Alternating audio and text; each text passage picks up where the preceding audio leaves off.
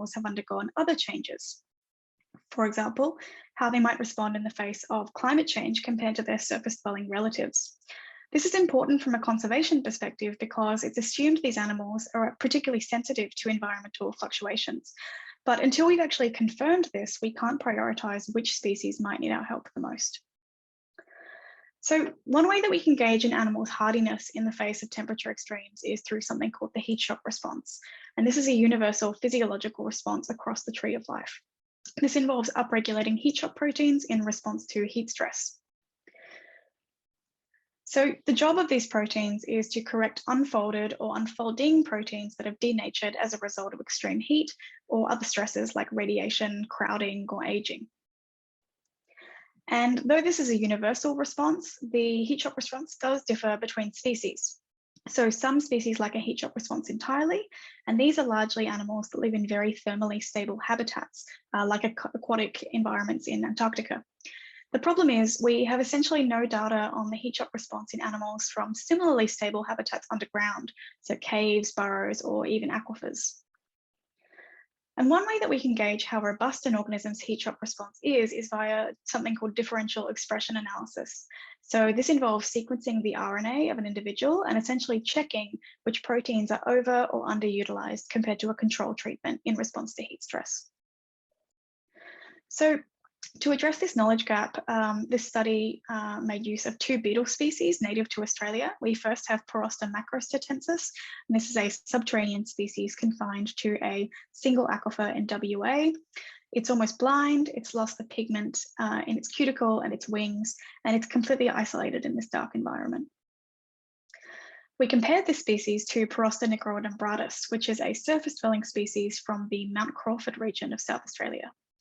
Now, we already know that macrostatensis couldn't tolerate as high temperatures as nigroodembratus, as at 38 degrees for this species, the mortality of populations pretty seriously drops off.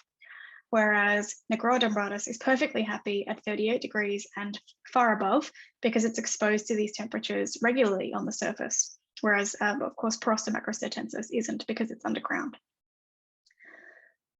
So what remains to be known in this situation is why this might be the case at the molecular level. What's the genomic basis for this weakened ability to cope with heat, and what are the genes involved in this response? So let's get into the methodology a little bit.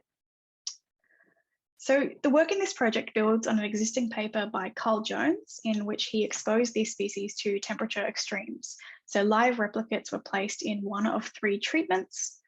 And these were essentially a control treatment in 25 degrees in which the beetles were free to roam around. They weren't crowded, they weren't stressed. Then we have 25 degrees in an experimental setup in a small vial. And this allowed us to tease out other factors like stress induced by handling or movement. And finally, we have 35 degrees in that same experimental setup in which individuals were slowly ramped up to that temperature over a period of several hours. And the main finding from this paper was, as I mentioned earlier, macrostatensis has a much weaker ability to tolerate thermal extremes than nigroodembratus, its surface-dwelling relative.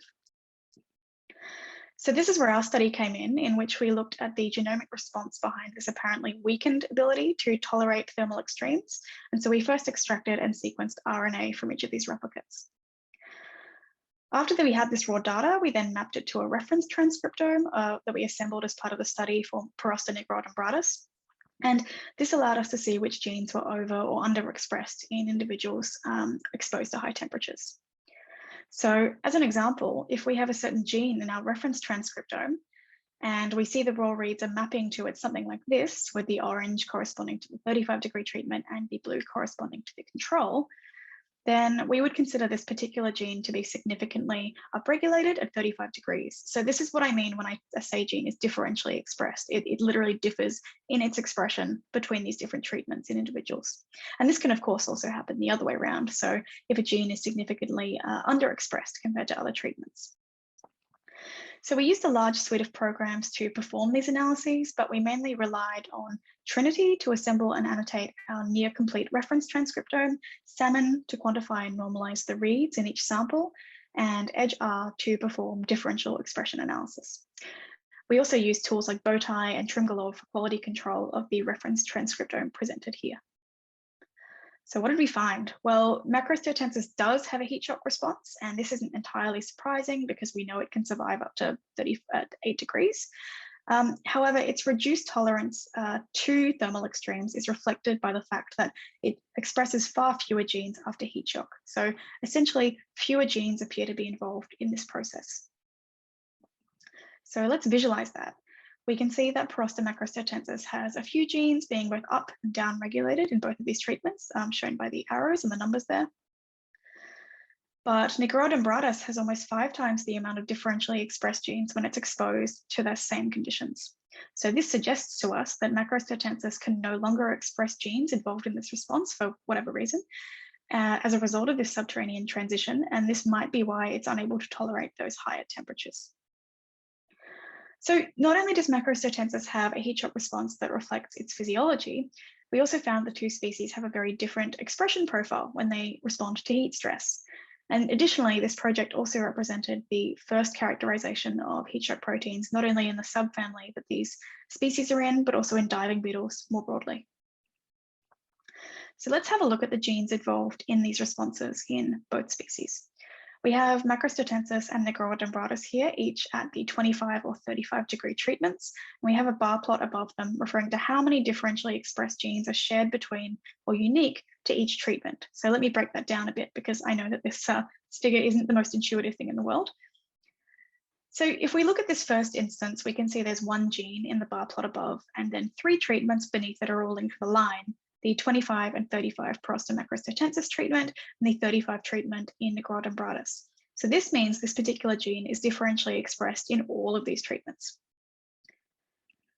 And it turns out this is a major heat shock protein. So these species are both significantly upregulating in this case because there's an up arrow, this gene at those temperatures. This is interesting because Macrosteatensis is showing signs of stress even at 25 degrees, which is something we wouldn't be able to see from survival experiments alone if the species had just died or not.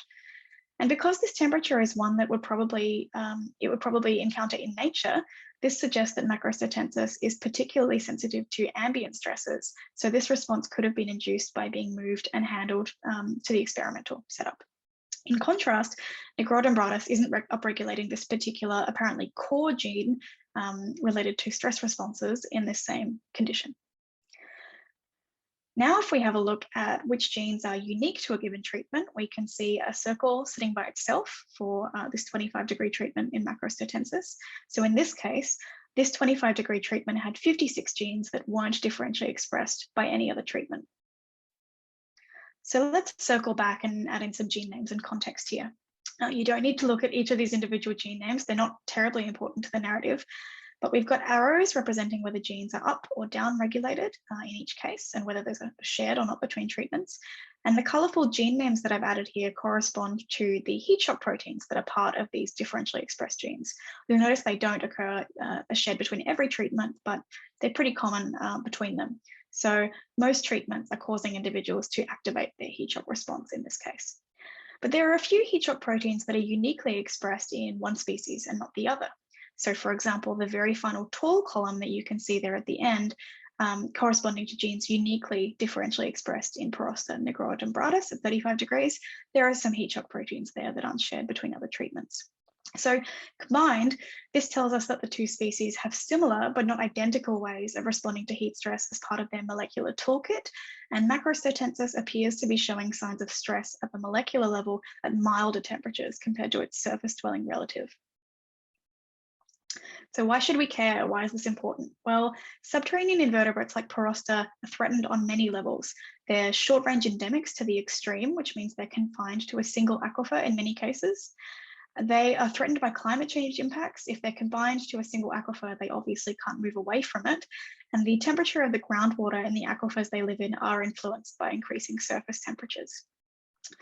Their habitats are also threatened by mining activities, including the direct extraction of groundwater from the aquifers, but also drawdown of this water level from deeper depths.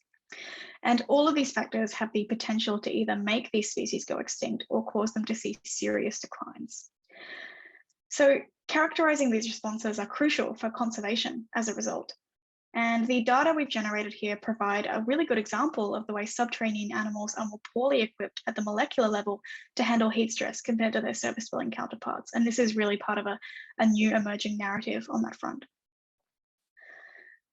So the heat shock response at the molecular level in Macrostetensis does reflect past physiological findings as to how it responds to high temperatures. And genomic data like these allow the visualization of stress under high temperatures as opposed to simple survival experiments involving whether the species simply dies or not. And this is one of the first such data sets for a subterranean invertebrate. And as I said, there are also conservation implications here. So Perosta macrostetensis was known to die at high temperatures, but it's also apparently very sensitive to environmental fluctuations, which is something we didn't know before. So I'd like to finish by thanking my co-authors on this paper, particularly Steve Cooper, Terry Bertozzi, and Charles Foster, who did some amazing work helping me with the bioinformatics involved in this project. But I'd also like to thank Carl Jones, Tessa Bradford, Simon Tierney, Bill Humphreys, and last but not least, Andy Austin. So I'm very happy to take questions. I'm probably a bit ahead of time, but thank you very much. Thanks, Perry. Sorry, my time has gone off and I don't know how to turn it on. Off again. Sorry, anyway. Thanks, Perry. That was a fantastic talk. Are there any questions?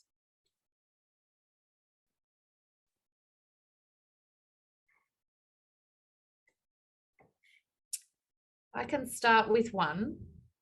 Sure. If some of the genes are not being upregulated, do you think there's a loss of functionality in some of those genes? Yeah, potentially. I think this is something that's a little bit hard to gauge because we're relying on RNA-seq data, and so you can't really see it if it's not being expressed. But yeah, if we're seeing the relaxation of purifying selection on a lot of these genes because they just don't need to have as robust a heat shock response anymore, I think that would make total sense. Okay, cool. Ari has a question in the chat. Perry, do you want me to read it out? Oh, I can see it. Thank you, Ari. Okay. Yes, I think that's a big caveat as part of this study. So we know that these animals have a poor response to thermal extremes, and we also know that they appear to have a weaker heat shock response at the molecular level. That's the only association we have at the moment. So this is a very preliminary link between those two factors. And we also have one from Lynn Cook. No, there wasn't. So we had about 11 replicates per species. And when we did things like, looking at a PCA of the expression of these genes, they all had quite similar expression profiles within the same species. It was just between species that was very different.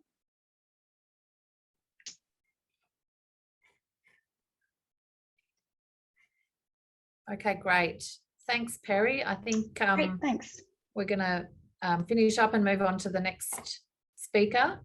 So the next speaker is Sundara, and I will let them introduce themselves.